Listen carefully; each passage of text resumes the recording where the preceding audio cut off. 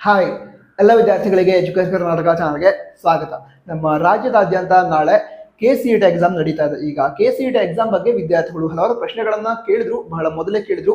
So ಅದರಲ್ಲಿರುವಂತಹ ಕೆಲವು important points ಏನಿದೆ ಅದನ್ನ ನಾನು ಈ ವಿಡಿಯೋದಲ್ಲಿ ನಿಮ್ಗೆ ಹೇಳ್ತಾ ಇದ್ದೀನಿ. ಮೊದಲಾಗಿ ಯಾವ್ಯಾವ ಸಬ್ಜೆಕ್ಟ್ನ ಎಕ್ಸಾಮ್ ಅನ್ನು ಬರೆದ್ರೆ ಯಾವ್ಯಾವ ಕೋರ್ಸ್ನ ರ್ಯಾಂಕಿಂಗ್ ಅನ್ನ ಕೊಡ್ತಾರೆ, ಈ ಒಂದು ಪ್ರಶ್ನೆ ವಿದ್ಯಾರ್ಥಿಗಳು ಇತ್ತು. ಯಾಕಂತ ಹೇಳಿದ್ರೆ ವಿದ್ಯಾರ್ಥಿಗಳು ಕೇವಲ PCM ಬರಿಬಹುದಾ, PCB ಬರಿಬಹುದಾ, PCMB ಎಲ್ಲ ಬರೆದು ಕಂಪಲ್ಸರಿನಾ, ಈ ಪ್ರಶ್ನೆಯನ್ನ ಕೇಳ್ತಾ ಇದ್ದಾರೆ. ಸೊ ಅದಕ್ಕೆ ಉತ್ತರ ತಿಳ್ಕೊಳ್ಳೋಣ. ಮೊದಲಾಗಿ ಈಗ ಯಾವ ವಿದ್ಯಾರ್ಥಿಗಳು ಕೇವಲ ಎಂಜಿನಿಯರಿಂಗ್ ಕೋರ್ಸ್ ಅಷ್ಟೇ ಮಾಡ್ಬೇಕು ಅಂತಿದ್ದಾರೆ, ಅಂದ್ರೆ ಬೇರೆ ಯಾವ ಕೋರ್ಸ್ ಇಷ್ಟ ಇಲ್ಲ, ಕೇವಲ ಎಂಜಿನಿಯರಿಂಗ್ ಅಷ್ಟೇ ಮಾಡ್ತೀನಿ ಆ ರೀತಿ ಇದ್ರೆ ಅಂತಹ ವಿದ್ಯಾರ್ಥಿಗಳು ಫಿಸಿಕ್ಸ್, ಕೆಮಿಸ್ಟ್ರಿ, ಮ್ಯಾಥಮೆಟಿಕ್ಸ್ ಮೂರೇ ಸಬ್ಜೆಕ್ಟ್ನ ಎಕ್ಸಾಮ್ ಬರೆದ್ರೆ ಸಾಕಾಗತ್ತೆ. ಅದಂತರ ಮತ್ತೆ ಯಾವ ವಿದ್ಯಾರ್ಥಿಗಳು ಅಗ್ರಿಕಲ್ಚರ್ ಕೋರ್ಸನ್ನ ಮಾಡ್ಬೇಕು ಅಂತಿದ್ದಾರೆ. ಈಗ ನಿನ್ನೆ ಎಷ್ಟೊಬ್ಬ ವಿದ್ಯಾರ್ಥಿ ಕ್ವಶನ್ ಕೇಳಿದ್ರು, ನನಗೆ ಅಗ್ರಿಕಲ್ಚರ್ ಕೋರ್ಸನ್ನ ಮಾಡ್ಬೇಕು ಅಂತಿದ್ದೀನಿ, PCB ಮೂರೇ ಎಕ್ಸಾಮ್ ಬರೆದ್ರೆ ಸಾಕಾ ಅಂತ ಕೇಳಿದ್ರೆ ಸಾಕಾಗಲ್ಲ.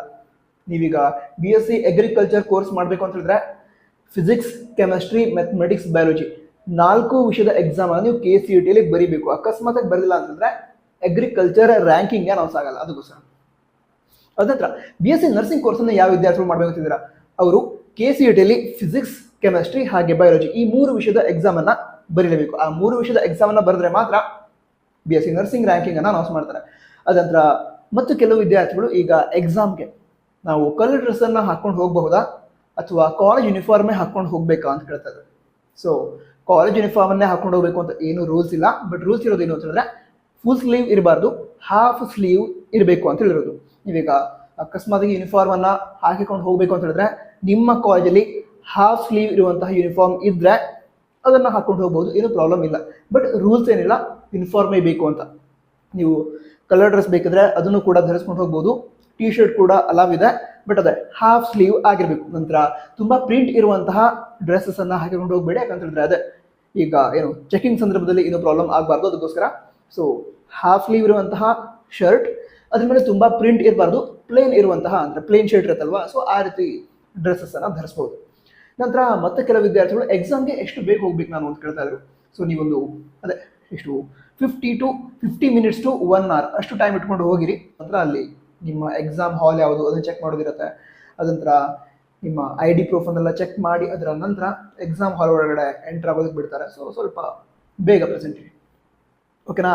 ನಂತರ KCET ಎಕ್ಸಾಮ್ನ ಕ್ವಶನ್ ಪೇಪರ್ ತುಂಬ ಡಿಫಿಕಲ್ಟ್ ಇರುತ್ತೆ, ಸಾಲ್ವ್ ಮಾಡೋದಕ್ಕೆ ಆಗೋದೇ ಇಲ್ವಾ, ಅಷ್ಟು ಡಿಫಿಕಲ್ಟ್ ಇರುತ್ತೆ ಅಂತ ಕೇಳ್ತಾ ಇದ್ರು. ಆ ರೀತಿ ಏನಿರಲ್ಲ. ಪ್ರತಿ ವರ್ಷ ಏನಾಗುತ್ತೆ ಅಂತ ಹೇಳಿದ್ರೆ ಈಗ ಪ್ರತಿ ಸಬ್ಜೆಕ್ಟ್ನ PCMB 4 ವಿಷಯದ 60 ಮಾರ್ಕ್ಸ್ನ ಎಕ್ಸಾಮ್ ಆಗುತ್ತೆ. ಪ್ರತಿ ವಿಷಯದ 60 ಮಾರ್ಕ್ಸ್ನ ಎಕ್ಸಾಮ್ ಆಗುತ್ತೆ. ಸೊ ಫಿಸಿಕ್ಸ್ ಆಗಿರಲಿ, ಕೆಮಿಸ್ಟ್ರಿ ಆಗಿರಲಿ, ಮ್ಯಾಥಮೆಟಿಕ್ಸ್ ಆಗಿರಲಿ, ಬಯಾಲಜಿ ಆಗಿರಲಿ ಎಲ್ಲ ವಿಷಯದ 60 ಮಾರ್ಕ್ಸ್ನ ಕ್ವಶನ್ ಪೇಪರಲ್ಲಿ ಸುಮಾರು ಒಂದು 25ರಿಂದ 30 ಮಾರ್ಕ್ಸ್ ಏನಿದೆ ಅದನ್ನು ಈಸಿಯಾಗಿ ಸ್ಕೋರ್ ಮಾಡೋ ರೀತಿ ಇರುತ್ತೆ, ಸರಿನಾ. ಸೊ 25 to 30 ಕ್ವಶನ್ಸ್ ಈಸಿನೇ ಇರುತ್ತೆ. ನೀವು ಫಸ್ಟ್ PUC ಹಾಗೆ ಸೆಕೆಂಡ್ PUC ಸಿಲೆಬಸನ್ನು ಪೂರ್ತಿಯಾಗಿ ಕವರ್ ಮಾಡಿದ್ರೆ ಈಸಿಯಾಗಿ 30 ಮಾರ್ಕ್ಸ್ ಅಂತೂ ನಿಮ್ದು ಆಗುತ್ತೆ. ಅದಂತರ ಒಂದು ಏನು 15 to 16 ಕ್ವಶನ್ ಸ್ವಲ್ಪ ಎವರೇಜ್ ಲೆವೆಲ್ ಇರುತ್ತೆ. ಎವರೇಜ್ ಅಂತಂದ್ರೆ KCET ಎಕ್ಸಾಮ್ ಲೆವೆಲ್. ಈಗ KCET ಎಕ್ಸಾಮ್ ಪ್ಯಾಟರ್ನ್ ಏನಿರುತ್ತೆ ಅಥವಾ ಅದರ ಡಿಫಿಕಲ್ಟಿ ಲೆವೆಲ್ ಏನಿರುತ್ತೆ ಅದರ ಪ್ರಕಾರ 30 ಕ್ವಶನ್ಸ್ ಈಸಿನೇ ಇರುತ್ತೆ. ಅದರಲ್ಲಿ ಸುಮಾರು ಒಂದು 7 to 8 ಕ್ವಶನ್ ಡೈರೆಕ್ಟ್ ಕ್ವಶನ್ ಕೂಡ ಇರುತ್ತೆ. ಸೊ ಇಷ್ಟು ಕ್ವಶನ್ ಈಸಿಯಾಗಿರುತ್ತೆ. ನಂತರ ಎವರೇಜ್ ಕ್ವಶನ್ ಅದೊಂದು 15 to 16 ಇರುತ್ತೆ.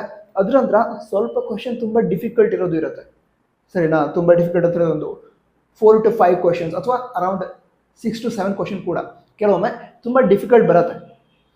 ಆ ಟೈಮಲ್ಲಿ ಈಗ ನೀವು ಸಾಲ್ವ್ ಮಾಡ್ತಾ ಮಾರ್ಕ್ ಮಾಡ್ತಾ ಹೋಗ್ತಾ ಇರ್ತೀರ. ಈಗ ಅದನ್ನು ಮಾರ್ಕ್ ಮಾಡಬೇಕಾದ್ರೆ ಕೆಲವೊಂದು ಕ್ವಶನ್ ನೋಡಿದ ಕೂಡಲೇ ಗೊತ್ತಾಗದೆ ತುಂಬ ಡಿಫಿಕಲ್ಟ್ ಇದೆ ಅಂತ. ಆ ಟೈಮಲ್ಲಿ ಅದನ್ನು ಸಾಲ್ವ್ ಮಾಡ್ತಾ ಟೈಮ್ ವೇಸ್ಟ್ ಮಾಡಬಾರ್ದು. ಯಾಕಂತ ಹೇಳಿದ್ರೆ ಅದರ ನೆಕ್ಸ್ಟ್ ಇರುವಂಥ ಕ್ವಶನ್ ಈಸಿ ಇರಬಹುದು. ನಿಮಗೆ ಮೊದಲು ಸಿಕ್ಕಿರುವಂಥ ಕ್ವಶನ್ ಡಿಫಿಕಲ್ಟ್ ಇತ್ತು, ಸೊ ಆ ಟೈಮಲ್ಲಿ ಕಾನ್ಫಿಡೆನ್ಸನ್ನು ಕಳೆದುಕೊಳ್ಳೋದಕ್ಕೆ ಹೋಗ್ಬೇಡಿ. ಹೇಳೋದಕ್ಕೆ ಬರಲ್ಲ, ನೆಕ್ಸ್ಟ್ ಬರೀತಾ ಇರೋದು ಸ್ಟಾರ್ಟಿಂಗ್ ಒಂದು 5 to 6 ಕ್ವಶನ್ ಡಿಫಿಕಲ್ಟೇ ಬಂದು ಅಂದ್ಕೊಳ್ಳಿ, ಅದರ ನೆಕ್ಸ್ಟ್ ಇರುವಂತಹ ಎಲ್ಲ ಕ್ವಶನ್ ನಿಮಗೆ ಈಸಿ ಸಿಕ್ಕರೆ ಅದನ್ನು ಸಾಲ್ವ್ ಮಾಡಿದ್ರೆ ಒಳ್ಳೆ ರ್ಯಾಂಕೇ ಬರುತ್ತೆ. ಸೊ ಅದಕ್ಕೋಸ್ಕರ ಈ KCET 60 ಮಾರ್ಕ್ಸ್ನ ಎಕ್ಸಾಮ್ ಏನಾಗುತ್ತೆ ಪ್ರತಿ ಸಬ್ಜೆಕ್ಟು, ಅದರಲ್ಲಿ ನೀವು ಒಂದು 40 ಮಾರ್ಕ್ಸ್ ಈಚ್ ಸಬ್ಜೆಕ್ಟ್ ಸ್ಕೋರ್ ಮಾಡಿದರೆ ನೀವು ಒಳ್ಳೆ ರ್ಯಾಂಕನ್ನೇ ಪಡೆದುಕೊಳ್ತೀರ. ಸೊ ನಿಮ್ಮಿಂದ ಸಾಧ್ಯ ಆದಷ್ಟು ಒಳ್ಳೆ ಮಾರ್ಕ್ಸನ್ನು ಸ್ಕೋರ್ ಮಾಡಿ KCETಲಿ. ಹಾಗಾದರೆ ತುಂಬ ಟೆನ್ಷನ್ ಮಾಡ್ಕೋಬೇಡಿ, ರಿಲ್ಯಾಕ್ಸ್ ಆಗಿದ್ಕೊಂಡು ನಿಮ್ಮಿಂದ ಸಾಧ್ಯ ಆದಷ್ಟು ಚೆನ್ನಾಗಿ ಎಕ್ಸಾಮನ್ನು ಬರೀರಿ. ಗೊತ್ತಿರುವಂತಹ ಎಲ್ಲ ಕ್ವಶನ್ಸನ್ನು, ಅದೇ ರೀತಿ ಈಸಿ ಇರುವಂತಹ ಎಲ್ಲ ಕ್ವಶನ್ಸನ್ನು ಮೊದಲಿಗೆ ಸಾಲ್ವ್ ಮಾಡಿ ಮಾರ್ಕ್ ಮಾಡಿ ಕರೆಕ್ಟಾಗಿ ಶೇಡ್ ಮಾಡಿ.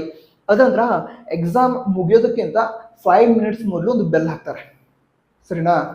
ಆವಾಗ ಅದು ಬೇಕಿದ್ರೆ ಡಿಫಿಕಲ್ಟ್ ಕ್ವಶನ್ ಇರಲಿ ಅಥವಾ ಯಾವುದೇ ರೀತಿ ಕ್ವಶನ್ ಇರಲಿ, ನಿಮ್ಗೆ ಅದರ ಆನ್ಸರ್ ಗೊತ್ತಿಲ್ಲದಿರುವಂಥ ಕ್ವಶನ್ ಯಾವುದನ್ನು ಕೂಡ ಬಿಟ್ಟು ಬರಬೇಡಿ. ಆ 5 ಮಿನಿಟ್ಸ್ ಏನಿರುತ್ತೆ ಆವಾಗ ನೀವೇನು ಮಾಡಬೇಕು ಅಂತ ಹೇಳಿದ್ರೆ ಎಲ್ಲ ಕ್ವಶನ್ಗೂ ಕೂಡ ಬಬ್ಲಿಂಗ್ ಮಾಡಬೇಕು. ಯಾವ ಕ್ವಶನ್ಗೂ ಕೂಡ ಮಾರ್ಕ್ ಮಾಡದೆ ಹಾಗೆ ಬರಬೇಡಿ. ಯಾಕಂತ ಹೇಳಿದ್ರೆ KCET ನೆಗೆಟಿವ್ ಮಾರ್ಕಿಂಗೇ ಇರಲ್ಲ. ನೀವು ಅಕಸ್ಮಾತಾಗಿ ಮಾರ್ಕ್ ಮಾಡಿರೋ ನೀವು ಸರಿಯಾಗಿ ಬಂತು ಅಂತ ಹೇಳಿದ್ರೆ, ಅಂದರೆ ಅಕಸ್ಮಾತಾಗಿ ಸರಿಯಾಗಿತ್ತು ಅಂತ ಹೇಳಿದ್ರೆ ಮಾರ್ಕ್ಸ್ ಬಂದ್ಬಿಡುತ್ತೆ. ಅದಕ್ಕೋಸ್ಕರ KCET ಎಕ್ಸಾಮ್ನಲ್ಲಿ ಯಾವುದೇ ಒಂದು ಕ್ವಶನ್ ಕೂಡ ಬಿಟ್ಟು ಬರಬೇಡಿ, ಎಲ್ಲವನ್ನು ಕೂಡ ಮಾರ್ಕ್ ಮಾಡೇ ಬನ್ನಿ. ನಂತರ ಮತ್ತೊಮ್ಮೆ ಎಲ್ಲ ವಿದ್ಯಾರ್ಥಿಗಳಿಗೆ all the best. Jai Hind, Vande Mataram.